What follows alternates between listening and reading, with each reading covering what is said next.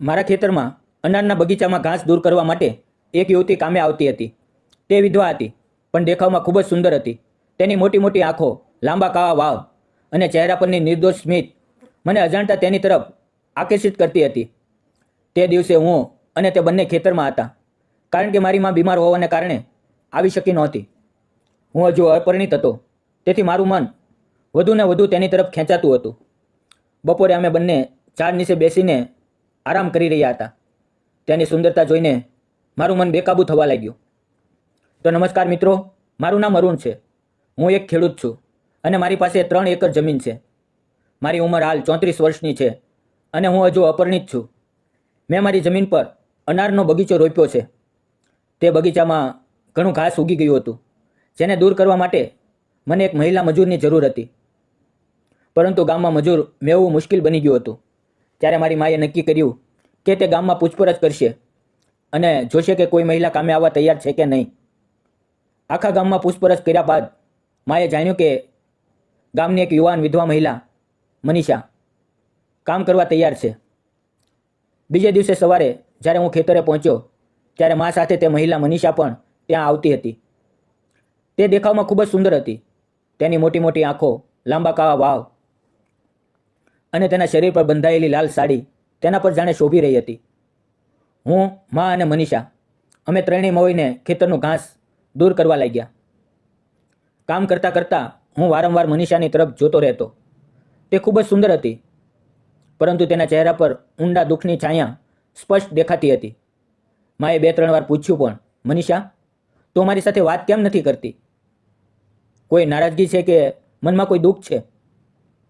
પરંતુ મનીષા કંઈ બોલી નહીં. બસ ચૂપચાપ પોતાનું કામ કરતી રહી. ધીમે ધીમે બપોર થઈ. સૂરજ માથા પર ચડ્યો અને 1 વાગ્યો. મેં કહ્યું, ચાલો હવે ખાવાનો સમય થયો છે. અમે ત્રણેય ખેતરની કોરે એક મોટા આંબલીના ઝાડ નીચે બેસી ગયા. ધોમધખતી ગરમીથી શરીર બળી રહ્યું હતું, પરંતુ ઝાડ નીચે આવતા ઠંડા પવનની રાહત મળી. મનીષા આખો દિવસ ધોમધખતા તડકામાં કામ કરતાં કરતાં પરસેવેથી લથપથ થઈ ગઈ હતી. તેનો ચહેરો થાકેલો લાગતો હતો. ઝાડ નીચે બેસ્યા બાદ તેના ચહેરા પર થોડી શાંતિ ઝળકવા લાગી. બધાને તરસ લાગી હતી. અમારા ખેતરમાં કૂવો હતો, તેથી માએ કહ્યું, અરુણ, ઘડાનું પાણી ખતમ થઈ ગયું છે, જરા કૂવામાંથી પાણી લઈ આવ. હું તરત ત્યાં ગયો. એક ઘડો ઠંડુ પાણી ભર્યું અને પાછો આવ્યો. સૌથી પહેલાં 1 લોટો પાણી માને આપ્યો અને બીજો લોટો ભરીને મનીષાને આપ્યો. હું તેની તરફ જોઈ રહ્યો હતો. જ્યારે તે પાણી પી રહી હતી ત્યારે તેના ગળામાંથી નીચે ઉતરતું પાણી મને સ્પષ્ટ દેખાતું હતું. તે એટલી ગોરી અને સુંદર હતી કે થોડી પળો માટે મારું સંપૂર્ણ ધ્યાન તેના પર ટકી ગયું. પછી અમે બધાએ પોતપોતાના ડબ્બા ખોલ્યા. દરેકે પોતાની શાકભાજી અને રોટલી એકબીજા સાથે વહેંચી. મનીષાએ પોતાનો ડબ્બો ખોલ્યો તો તેમાં માત્ર 2 રોટલી અને થોડી ચટણી હતી. આ જોઈને માની આંખોમાં આંસુ આવી ગયા. માએ કહ્યું, અરે મનીષા, તું શાક કેમ નથી લાવી? રોજ માત્ર ચટણીથી પેટ કેવી રીતે ભરાય છે? આ સાંભળીને મનીષાની આંખોમાં આંસુ આવી ગયા. તે કંઈ બોલ્યા વગર શાંતિથી ખાવા લાગી. માએ ફરી પૂછ્યું, શું થયું રે? તને પતિની યાદ આવે છે કે શું? તારા મનની વાત અમને કહે. ત્યારે મનીષાએ ધીમે ધીમે બોલવાનું શરૂ કર્યું. તેનો અવાજ ધ્રુજી રહ્યો હતો. તેણે કહ્યું, પતિના જવાનું દુઃખ તો છે જ, પણ તેનાથી પણ મોટું દુઃખ એ છે કે મરતા પહેલાં તેમણે વેપાર શરૂ કરવા માટે શાહુકાર પાસેથી 40,000 રૂપિયાનું ઋણ લીધું હતું. પરંતુ વેપાર ડૂબી ગયો. શાહુકારે વ્યાજ પર વ્યાજ ઉમેર્યું અને હવે લગભગ 1 લાખ રૂપિયાનું વ્યાજ બાકી છે. હું બીજાના ખેતરમાં મજૂરી કરીને ફક્ત વ્યાજ જ ચૂકવતી રહું છું, પરંતુ હવે તે પણ શક્ય નથી. દિવસે દિવસે ઋણ વધતું જાય છે. મારું ઘર સંપૂર્ણ રીતે બરબાદ થઈ ગયું છે. પતિ ગયા અને જીવન વેરાન થઈ ગયું.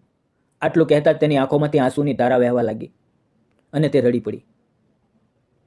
તે પળે મારા હૃદયમાં પણ દુઃખની એક લહેર ઉઠી.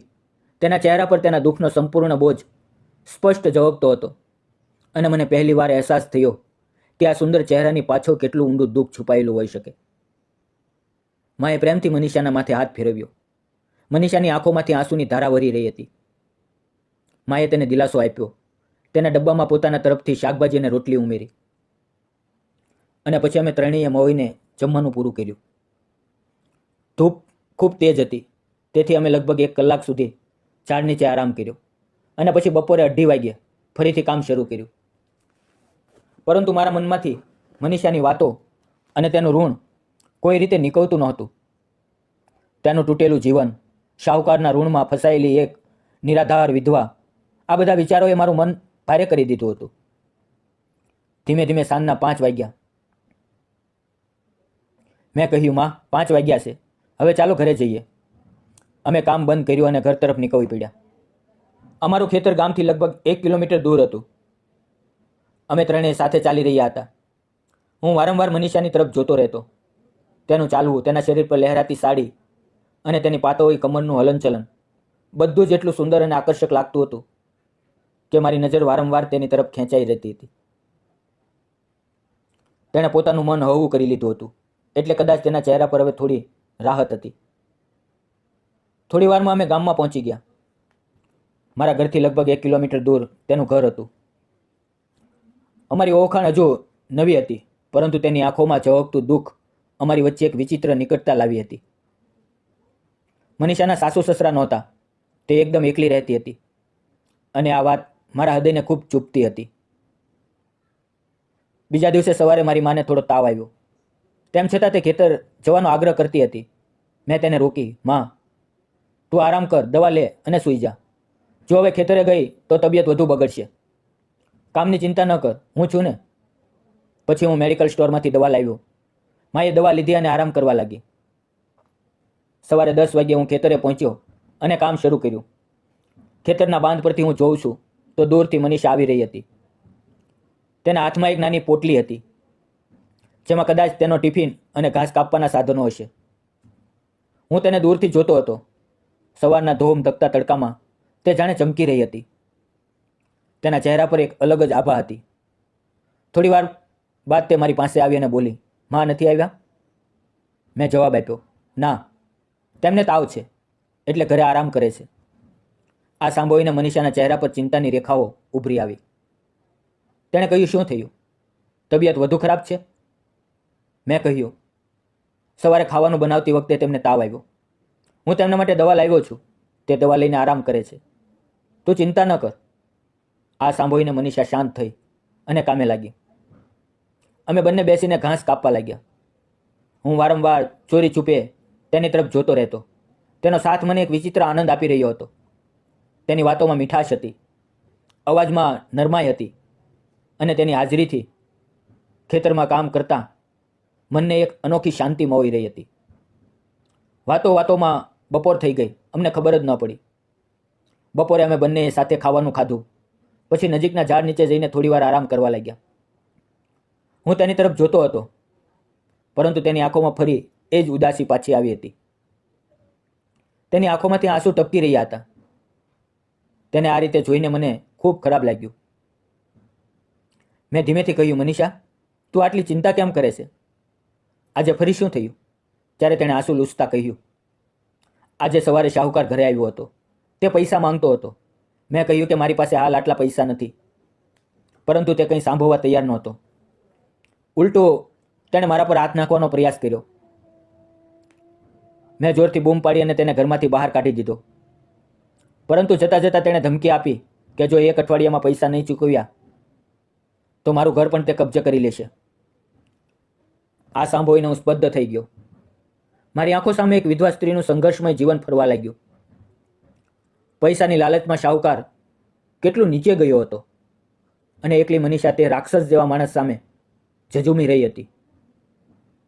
આ વિચારે મારા હૃદયમાં ગુસ્સો અને દયા બંને ઉભરાઈ આવ્યા. મને ખૂબ ખરાબ લાગ્યું. શું કરું તે સમજાતું નહોતું, કારણ કે હવે મનીષા મને ધીમે ધીમે ગમવા લાગી હતી અને તેનું આ દુઃખ હું સહન નહોતો કરી શકતો. મારી પાસે થોડા ઘણા પૈસા જમા હતા અને તેનું ઋણ લગભગ 1 લાખ રૂપિયાનું હતું. અમે મહેનત કરીને ઘરમાં લગભગ 1.5 લાખ રૂપિયા બચાવ્યા હતા. પરંતુ માં પરવાનગી આપશે કે નહીં, આ વિચારે હું ઉલઝનમાં હતો. મેં મનોમન નક્કી કર્યું કે હું તેની મદદ કરીશ. મેં તેને ધીમેથી કહ્યું, મનીષા, ચિંતા ન કર, કોઈ ને કોઈ રસ્તો નીકળી જશે. પછી મેં કહ્યું કે હું ઘરે જઈને માની તબિયત જોઈ આવું છું અને ત્યાંથી નીકળવી પડ્યો. ઘરે પહોંચ્યો તો જોયું કે માનો તાવ વધી ગયો હતો. મેં તેમને તરત નજીકની હોસ્પિટલમાં લઈ ગયો. ડૉક્ટરે ઇન્જેક્શન આપ્યું, થોડી દવાઓ લખી આપી અને આરામ કરવાનું કહ્યું. માને ઘરે મૂકીને મેં અલમારી ખોલી અને ડરતા ડરતા 1 લાખ રૂપિયા કાઢી લીધા. મનમાં થોડો અપરાધ ભાવ હતો, પરંતુ સાથે એવું પણ લાગ્યું કે જો ખોટું બોલવું કોઈને સાચી મદદ માટે હોય તો કદાચ તે ખોટું નથી. તે પૈસા લઈને હું તરત ખેતર તરફ નીકળી પડ્યો. આખો દિવસ કામ કર્યા બાદ સાંજે 5 વાગ્યે મેં મનીષાને હાંક મારી, મનીષા હવે કામ બંધ કર. તેણે રોકાઈને જેટલું ઘાસ કાપ્યું હતું તેને બાંધીને એક બાજુ મૂકી દીધું. હું તેની સામે ગયો, ખિસ્સામાં હાથ નાખ્યો અને 1 લાખ રૂપિયાનું બંડલ બહાર કાઢ્યું. મનીષાના ચહેરા પર આશ્ચર્ય છવાઈ ગયું. મેં તે પૈસા તેના હાથમાં મૂક્યા. તેણે મારી તરફ ઊંડી નજરે જોયું અને આશ્ચર્ય તથા ડરની મિશ્ર લાગણી સાથે પૂછ્યું, આ શું છે? મેં શાંતિથી કહ્યું, આ પૈસા તે શાહુકારના મોં પર મારીને ફેંકી દે અને જ્યાં સુધી તે ફરી ન આવે ત્યાં સુધી આને તારી પાસે રાખ. તેણે તરત તે બંડલ મારા હાથમાં પાછું મૂકી દીધું અને બોલી, અમારી ઓળખાણને હજુ 2 જ દિવસ થયા છે અને તમે આટલી મોટી રકમ મારી મદદ માટે આપી રહ્યા છો? મને આ સમજાતું નથી. તેના ચહેરા પર ડર પણ હતો અને સન્માન પણ. તેને કદાચ યકીન નહોતું થતું કે કોઈ આમ જ તેની મદદ કરી શકે. મેં કહ્યું, જો તું આ પૈસા નહીં લે તો તે તારું ઘર કબજે કરી લેશે અને તારી ઇજ્જત પણ જોખમમાં આવી જશે. હું આ એટલા માટે કરું છું કારણ કે તારું દુઃખ મારાથી જોવાતું નથી. તે થોડીક પળ ચૂપ રહી, પછી ધીમે ધીમે મારી પાસે આવી અને મને ગળે લગાડી લીધો. તે આલિંગન પ્રેમનું નહોતું, પરંતુ આભારનું હતું. એક વિધવા સ્ત્રીની સાચી કૃતજ્ઞતા. થોડી પળો બાદ તે પાછળ હટીને બોલી, મને લાગે છે કે મેં તમારા વિશે ખોટું વિચાર્યું. પછી તેણે માફી માંગી અને કહ્યું, હું ધીમે ધીમે તમારા પૈસા પાછા આપી દઈશ. શું તમે આ વાત માને કહી છે? મેં ગભરાતા કહ્યું, ના, હજુ કંઈ નથી કહ્યું, તું ચિંતા ન કર. તે દિવસે અમારા બંનેના હૃદય હળવા થઈ ગયા. તેણે પોતાના જીવનમાં આશાનું એક કિરણ દેખાયું અને મને તેનું દુઃખ થોડું ઓછું કરવાનું સુકૂન મળ્યું. પછી અમે નક્કી કર્યું કે અમે બંને શાહુકાર પાસે જઈશું. હૃદયમાં દ્રઢ નિશ્ચય હતો કે હવે ડરવું નથી. અમે શાહુકારના ઘરે ગયા. તેના ખાતામાં લખેલા બધા વ્યાજ અને ઋણના હિસાબ બતાવ્યા અને સમજાવવાનો પ્રયત્ન કર્યો કે તે જે અતિશય વ્યાજ અમારી પાસે વસૂલી રહ્યા છે તે માનવતાની વિરુદ્ધ છે. તે સમયે મારા હૃદયમાં એક વિચિત્ર ઉલઝન હતી. એક તરફ સુકૂન હતું કે હું કોઈના કામ આવ્યો અને બીજી તરફ ડર હતો કે માને ખબર પડશે તો શું થશે. પરંતુ છતાં અમારા મનમાં એ જ ભાવના હતી કે મનીષાની ઇજ્જત અને તેનું ઉજળેલું સંસાર મારા માટે સૌથી વધુ મહત્વ ધરાવે છે.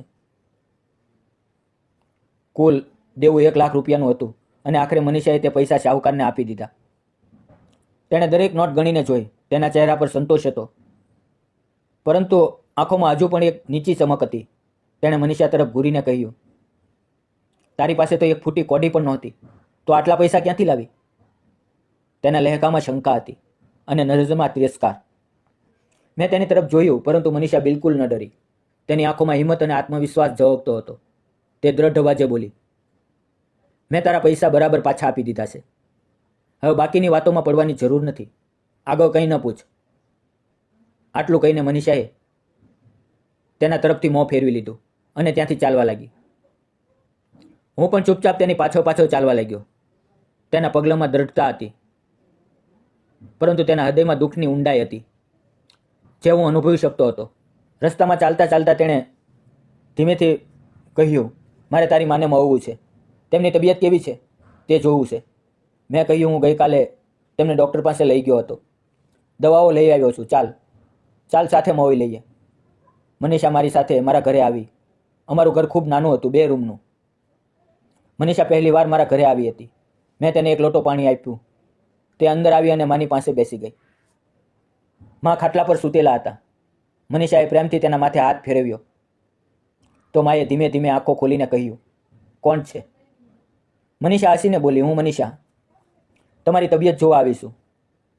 માના શરીરમાં હજુ થોડો તાવ હતો, થોડો ઓછો થયો હતો, પરંતુ તેમને હજુ આરામની જરૂર હતી. આ જોઈને મનીષાના ચહેરા પર ચિંતા ઉભરી આવી. તેણે કહ્યું, આજે હું તમારા માટે જમવાનું બનાવું છું. તમે બિલકુલ ચિંતા ન કરો. મેં ના પાડી, આની જરૂર નથી. પરંતુ તેણે આગ્રહ કર્યો. તેના અવાજમાં જે અપનાપણું હતું તે સાંભળીને મારું હૃદય પીગળી ગયું. આખરે તે રસોડામાં ગઈ અને ખૂબ સાદગી પરંતુ અપાર પ્રેમથી જમવાનું બનાવ્યું. શાકભાજીની સુગંધ અને રોટલીની મહેક આખા ઘરમાં ફેલાઈ ગઈ. માએ થોડું ખાધું અને કહ્યું, આજે તો તું અમારા ઘરે જમી લે, તારા ઘરે જઈને ફરી ન બનાવ. તે સમયે ઘરનું વાતાવરણ બદલાઈ ગયું. અમે ત્રણેય સાથે બેસીને જમવાનું ખાધું. મનીષા જ્યારે ખાતી હતી ત્યારે તેના ચહેરા પર એક હળવી સ્મિત હતી, જે જોઈને મને અંદરથી એક અનોખું સુકૂન મળ્યું. જમી લીધા બાદ હું તેને બહાર મૂકવા ગયો. જતી વખતે તેણે મારી તરફ જોયું અને એક પ્યારી સ્મિત આપી. તેની આંખોમાં જે ખુશીની ઝગમગાટ હતો તે જોઈને મારા હૃદયમાં એક વિચિત્ર ગરમી ભરાઈ ગઈ. હું ઘરે પાછો આવ્યો અને માની પાસે બેસી ગયો. માએ મારી તરફ જોયું અને કહ્યું, મનીષા કેટલી નેકદિલ સ્ત્રી છે. જો તારા લગ્ન આવી કોઈ સાથે થાય તો મારી છેલ્લી ઈચ્છા પૂરી થઈ જાય. માના આ શબ્દો સાંભળીને મારું હૃદય જોરથી ધડકવા લાગ્યું. થોડી વાર હું ચૂપ રહ્યો. પછી ધીમેથી કહ્યું, માં, મેં તારાથી એક વાત છુપાવી છે. ઘરમાં જે થોડા પૈસા હતા તે મેં મનીષાના સાહુકારને આપી દીધા. તે તેના પર જુલમ કરવાનો પ્રયત્ન કરતો હતો, એટલે મેં મદદ કરી. માં પહેલાં થોડી વાર ચૂપ રહી. કદાચ તેને આઘાત લાગ્યો, પરંતુ પછી તેના ચહેરા પર સંતોષની ઝગમગાટ આવી. તેણે કહ્યું, અરે બેટા, પૈસા આજે નહીં તો કાલે ફરી આવી જશે, પરંતુ તે એક સારી સ્ત્રીની ઇજ્જત બચાવી. આ સૌથી મોટું પુણ્ય છે. મનીષા ખૂબ સારી છે. મને પૂરો ભરોસો છે કે તે એક દિવસ તારા પૈસા પાછા આપી દેશે. માના આ શબ્દોથી મારી આંખો ભરાઈ આવી. તે રાત્રે હું ખૂબ સુકૂનથી સૂઈ ગયો. બીજે દિવસે સવારે જ્યારે ઉઠ્યો ત્યારે મનમાં એક જ ઈચ્છા હતી, મનીષાને મળવું. માની તબિયત હવે થોડી સારી હતી, પરંતુ તેમના ઘૂંટણમાં હજુ દુખાવો હતો. મેં કહ્યું, માં, તું હવે ખેતરે ન જા, થોડા દિવસ આરામ કર. હું અને મનીષા મળીને બધું કામ કરી લઈશું. સવારે 10 વાગ્યે મનીષા હંમેશાની જેમ આવી, પરંતુ આજે તે 2 ડબ્બા લઈને આવી, એક મા માટે અને એક અમારા બંને માટે. આ જોઈને હું આશ્ચર્યચકિત થઈ ગયો. તેમના મનમાં અમારા માટે આટલો સ્નેહ જોઈને મારા હૃદયમાં અસીમ આનંદ ઉભરાઈ આવ્યો. અમે બંને ખેતર તરફ નીકળી પડ્યા. રસ્તામાં તે હસતા હસતા વાતો કરતી હતી. તેની સ્મિતમાં એક નિષ્કપટતા હતી, પરંતુ આંખોમાં હજુ પણ ક્યાંક ઊંડે છુપાયેલું દુઃખ હતું. તેનું આમ હસવું, શરમાવવું અને બોલવું મારા હૃદયમાં ઊંડે ઉતરી રહ્યું હતું. તે વખતે મને લાગ્યું કે મારું જીવન હવે કોઈ નવા વળાંક પર આવી ગયું છે. થોડી વારમાં અમે ખેતરે પહોંચી ગયા અને કામ શરૂ કર્યું. ધૂપ તેજ હતી, પરસેવો હોઈ રહ્યો હતો, પરંતુ આજે મનીષામાં કંઈક અલગ પરિવર્તન હતું. તેના ચહેરા પર નવી રોનક હતી. તેના પગલાં હળવા લાગતા હતા અને તે એટલી લગન અને ઉત્સાહથી કામ કરી રહી હતી કે હું બસ તેને જોતો જ રહી ગયો. મારા મનમાં સવાલ આવ્યા, આટલા ઊંડા દુઃખમાંથી પસાર થયેલી આ સ્ત્રી આજે આટલી ખુશ કેવી રીતે લાગે છે? કદાચ તેના હૃદયનો બોજ થોડો હળવો થઈ ગયો હતો. કામ કરતાં કરતાં અમારી નજરો વારંવાર એકબીજા સાથે ટકરાવા લાગી. તે નજરમાં હવે ઝટકો હતો, અપનાપણું હતું અને ક્યાંક ને ક્યાંક ઉભરાતો સ્નેહ પણ. અચાનક જ્યારે મનીષા ઘાસ કાપી રહી હતી ત્યારે તે જોરથી ચીસ પાડી અને પળવારમાં મારા છાતી સાથે ચોંટી ગઈ. હું ગભરાઈ ગયો, સમજાયું નહીં કે શું થયું. મારી નજર જમીન પર ગઈ તો જોયું કે ત્યાં એક મોટો કાળો સાપ આગળ વધી રહ્યો હતો. મારું હૃદય જોરથી ધડકવા લાગ્યું, પરંતુ તે પળે મારા પર સાપ કરતાં વધારે મનીષાનો અહેસાસ આવી હતો. તે મારી બાહોમાં સમાઈ ગઈ હતી. હવે તે પણ મને સુસ્તપણે પકડી રહી હતી. થોડી વાર પછી સાપ આગળ નીકળી ગયો અને મનીષા ધીમે ધીમે મારાથી અલગ થઈ. તેણે માથું નમાવ્યું. ચહેરા પર લાલી હતી, પરંતુ હોઠ અને હળવી સ્મિત ખીલી હતી. તે પળે મને લાગ્યું કે જો તે સાપ ત્યાં ન આવ્યો હોત તો કદાચ મને તેની આ મધુર બાહોનો અહેસાસ ક્યારેય ન થયો હોત. મારા મનમાં તે સાપ પ્રત્યે પણ એક વિચિત્ર કૃતજ્ઞતા ભરાઈ આવી. થોડી વાર બાદ બપોર થઈ. આજે પણ મનીષા પોતાનું ટિફિન લાવી હતી, પરંતુ આ વખતે અમે બંને ખૂબ નજીક બેસીને એક જ થાળીમાં પ્રેમથી જમવાનું. અમારી આંખો વધુ વાત કરી રહી હતી. તેના હસતા ચહેરામાં હવે એક અલગ જ ચમક હતી. જમવાનું ખાઈ લીધા બાદ અમે એક ઝાડ નીચે બેસી ગયા. ઠંડી છાંય, હળવો પવન અને અમારી નિકટતા બધું જ કોઈ સ્વપ્ન જેવું લાગતું હતું. હું ઝાડને ટેકો લઈને બેસી ગયો અને મનીષા બિલકુલ નજીક આવી ગઈ. તેનો હાથ મારા હાથની નજીક હતો. મેં ધડકતા હૃદયે ધીમે તેનો હાથ પકડી લીધો. મનીષાએ એકવાર મારી તરફ જોયું, પરંતુ હાથ પાછો ન ખેંચ્યો. તેની આંખોમાં ઝટકો હતો, પરંતુ વિરોધ નહોતો. પળે પળે અમારી વચ્ચેનું અંતર ઘટતું ગયું. અમે એકબીજા તરફ ફર્યા અને અજાણતા અમારા ચહેરાઓ વચ્ચેનું અંતર ઘટવા લાગ્યું. તે સમયે અમારું જીવન સંપૂર્ણ બદલી નાખ્યું. હવે અમે ફક્ત ખેતરમાં કામ કરતા સાથીઓ નહોતા, પરંતુ જીવનના પ્રેમી અને સાચા હમસફર બની ગયા હતા. આવી જ રીતે થોડા દિવસો પસાર થયા. લગભગ 8-10 દિવસ સુધી અમે રોજ સાથે કામ કરતા, સાથે જમતા, હસતા, વાતો કરતા અને એકબીજાની વધુ નજીક આવતા ગયા. આખરે અનારના બગીચાનું બધું ઘાસ સંપૂર્ણપણે દૂર થઈ ગયું અને કામનો છેલ્લો દિવસ આવી પહોંચ્યો. બપોરે જમ્યા બાદ અમે હંમેશાની જેમ ઝાડ નીચે બેસીને વાતો કરી રહ્યા હતા. પરંતુ આજનો દિવસ અલગ હતો, કારણ કે કાલથી મનીષા ખેતરે નહોતી આવવાની. મારું મન ખૂબ બેચેન હતું. હિંમત જુટાવીને મેં તેને કહ્યું, મનીષા, આપણે બંને લગ્ન કરી લઈએ. હું તને સાચા દિલથી પ્રેમ કરું છું. જે દિવસે મેં તને પહેલી વાર જોઈ, તે દિવસથી જ મારું દિલ તારું થઈ ગયું છે. મનીષાની આંખોમાં આંસુ આવી ગયા, પરંતુ ચહેરા પર મીઠી સ્મિત હતી. તેણે કહ્યું, મને પણ તમે ગમો છો, પરંતુ મારો આ પ્રેમ એટલા માટે નથી કે તમે મને પૈસા આપ્યા, પરંતુ એટલા માટે છે કે તમે ખરેખર ખૂબ સારા માણસ છો. તમે મારી ચિંતા કરો છો, મારો સાથ આપો છો. હું પણ તમારી સાથે જીવન વિતાવવા માંગુ છું. તેના શબ્દો સાંભળીને મારું હૃદય ખુશીથી ભરાઈ ગયું. અમે ફરી એકબીજાને ગળે લગાડ્યા. તે સાંજે મેં માને બધું કહી દીધું. માની આંખોમાં ખુશીના આંસુ હતા. તે બોલી, મને પણ મનીષા ખૂબ ગમે છે.